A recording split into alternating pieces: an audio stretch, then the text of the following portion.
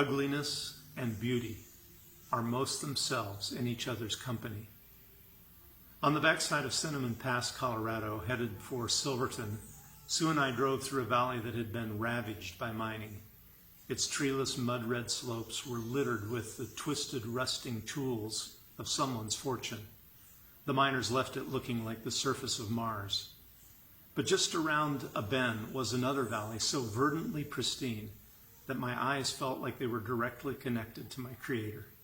Man's worst and God's best in the space of a half an hour. I've had a similar experience reading my Bible.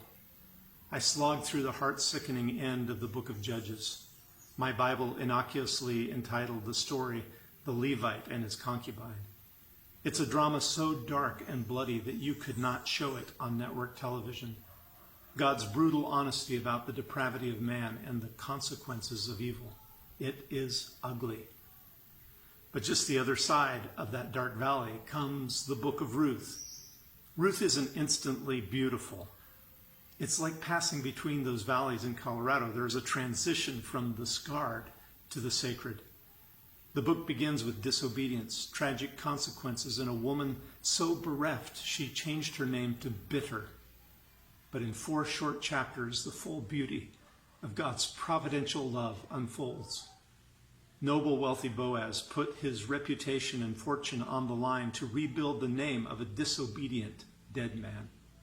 Boaz is a vivid Old Testament picture of Christ.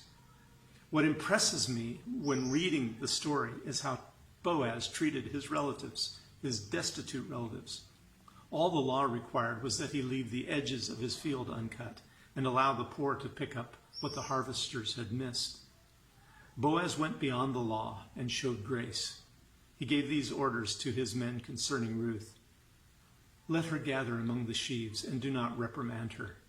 Even pull out some of the stalks for her from the bundle and leave them for her to pick up. And do not rebuke her. Ruth went home after just one day in the field with so much grain that Naomi instantly knew that some field owner had gone beyond the expected, beyond law, and deep into grace. Though I sometimes forget it, that is how my Father treated me in Christ. The gleanings plus the full heads of grain and no rebuke. Jesus laid aside his wealth and reputation to redeem a disobedient dead man. My worst answered and abundantly covered by God's best.